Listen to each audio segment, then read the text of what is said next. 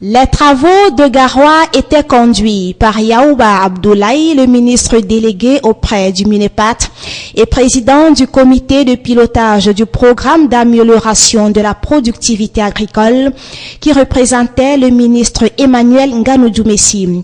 Les participants sont venus de l'extrême nord, du nord, de la Damawa et du centre. Les travaux ont débuté par le compte rendu de la descente sur le terrain le 4 juin dernier, dont le bilan affiche une note satisfaisante du projet. Le programme PAPA a réalisé beaucoup d'activités sur le terrain. Beaucoup d'activités sur le développement du cacao et du café, notamment pour ceux qui est, n'est-ce pas, bon, des semences, n'est-ce pas, bon, de cacao et de café. Au niveau de la production laitière ainsi que de la transformation, là également, j'ai retenu clairement que le programme PAPA a fait beaucoup de réalisations. La troisième session du comité s'est penchée sur la mise en œuvre du deuxième et troisième demi-programme qui s'achève en 2016. Les débats ont tourné sur des questions de réalisation et de faisabilité du projet pour obtenir des résultats efficients. Le programme d'amélioration de la productivité agricole a pour mission d'accompagner les plans de réalisation agricole portés sur la stratégie de développement rural axée sur le document de stratégie de la croissance et de l'emploi des jeunes. Cette stratégie de développement du secteur rural privilégie les actions concrètes en faveur de l'amélioration de la productivité des principales filières agricoles et laitières, et l'accomplissement de toutes ces tâches n'est pas dénué de difficultés.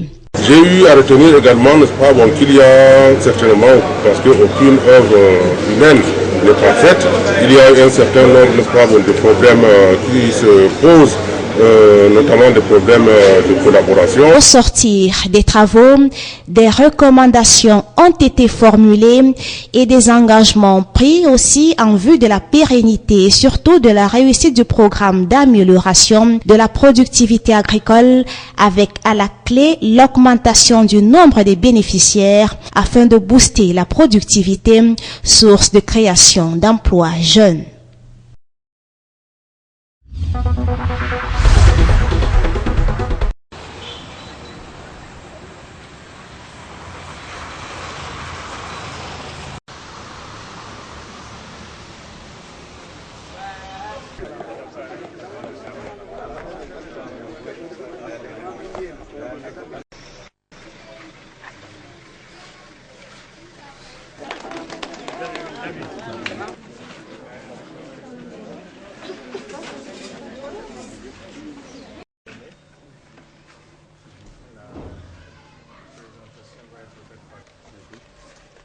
Soit monsieur Saliou, soit monsieur le maire wari halara pour des nduhuira de questionnaire. Amino kita woldia monsieur Aliou Abasi kan kon chef projet. Ngam ko wowano bari mis kes banilo. Tologo malamado. Bi ko nani ni amin de pat c'est merke kala deuxième. C'est lui de la police la pour comme yaay. To de hure ba sapinia. Momi ardata ay gongoni dum yaaya.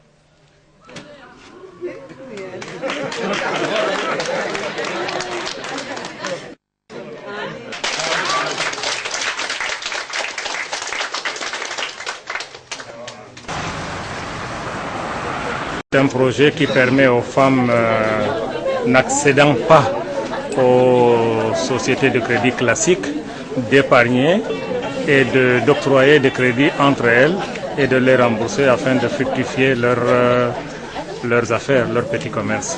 Donc avec cet argent, elles peuvent commercer, elles peuvent fructifier leur commerce pour pouvoir subvenir à leurs besoins à elles-mêmes, aux besoins de la famille tout entière. C'est un bâtiment flambant neuf qui va désormais abriter les services de la délégation régionale des forêts et de la faune du littoral. L'édifice public R+2, célébré ce jour, est le produit de la coopération franco-camerounaise tiré du contrat des engagements des endettements qui consacre la qualité de la coopération sectorielle entre les deux pays. Le bâtiment d'une valeur de 351 541 845 francs CFA a été conçu et exécuté en vue d'améliorer durablement les conditions de travail du personnel. Au discours vont succéder la coupure du ruban symbolique et la visite guidée des lieux. Bien que située à Yassa, loin du centre administratif, la délégation des forêts et de la faune ne doit en aucun cas être coupée de la chaîne administrative de la région du littoral.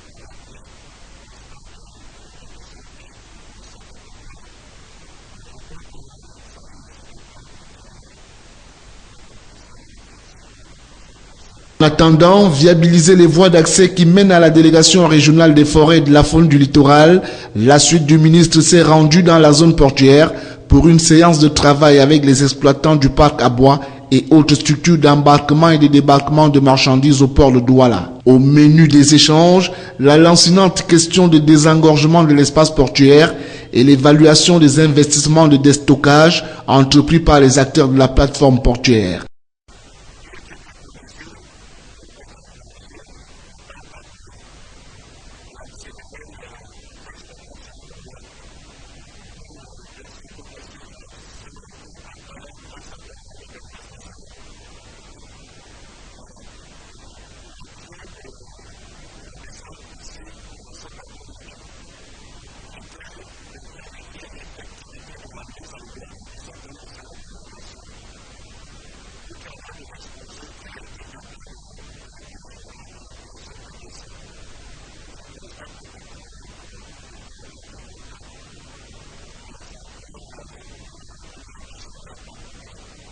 Pour l'heure, tous les regards restent tournés vers la mise en service dans les meilleurs délais du port en eau profonde de Kribi, véritable pain béni pour les expéditions de bois suivant les prescriptions du chef de l'État.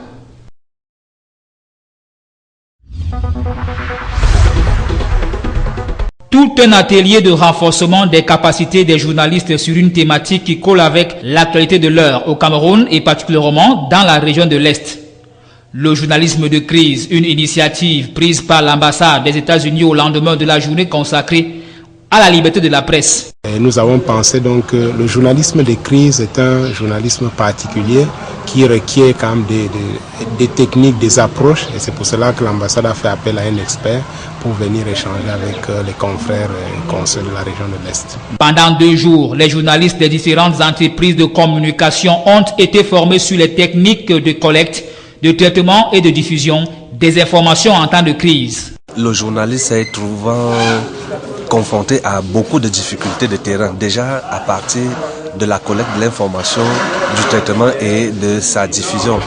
En temps de crise, l'information est très sensible et au terme des 2 jours de formation que nous avons eu sur le journalisme de crise, nous avons été outillés, capacités pour manipuler facilement cette information. L'expertise avérée du professeur Daniel Anisseno en la matière aura permis au cours des échanges avec les journalistes de trouver des solutions aux difficultés rencontrées par ces derniers, eux qui, de temps à autre, ont à leur risque et péril effectué des descentes au niveau des différentes zones frontalières, collecter des informations sur des incursions répétées des rebelles centrafricains. L'un des animateurs de l'atelier et enseignant de journalisme à l'École supérieure des sciences et techniques de l'information et de la communication estique n'a pas caché son sentiment au thème de cet atelier. Nous avons évoqué un certain nombre de détails dans le métier.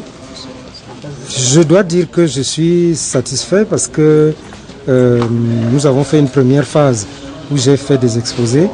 Et la phase la plus intéressante était celle où chacun était amené à exprimer son expérience par rapport à ce que j'ai évoqué comme enjeu. Donc ces échanges se sont très bien passés. Je crois que chacun a donné le meilleur de lui-même. Les hommes de médias de l'Est ont désormais de la matière pour collecter, traiter et diffuser des informations dans cette localité où vivent plus de 150 000 réfugiés centrafricains.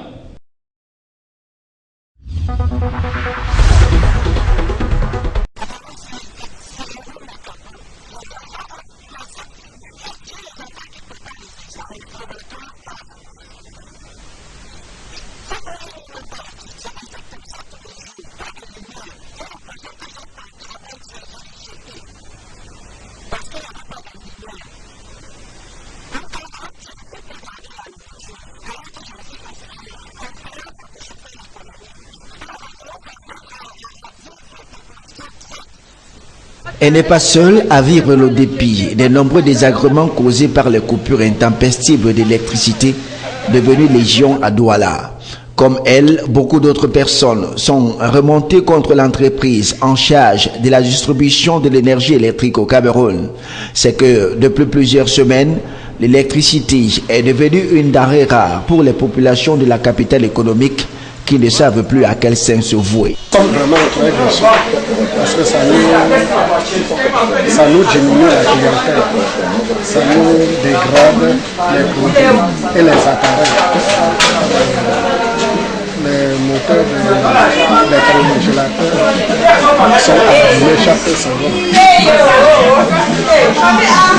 On n'arrive pas à supporter.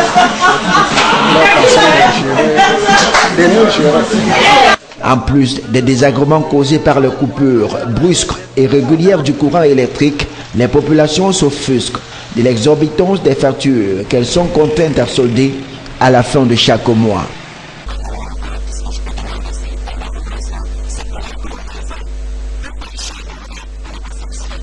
Des sources bien introduites affirment que les responsables de la société en question justifient cette situation par quelques problèmes dont fait face l'entreprise et qui ne pourraient se résoudre que d'ici 3 semaines. Mais en attendant, les consommateurs de l'énergie électrique, eux, continuent à broyer du noir.